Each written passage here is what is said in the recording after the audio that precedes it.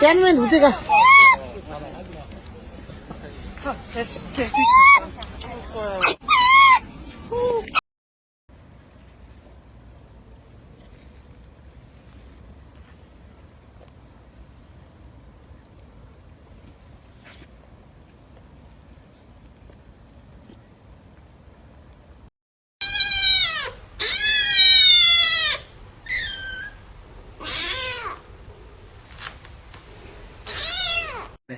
पीछे देखो पीछे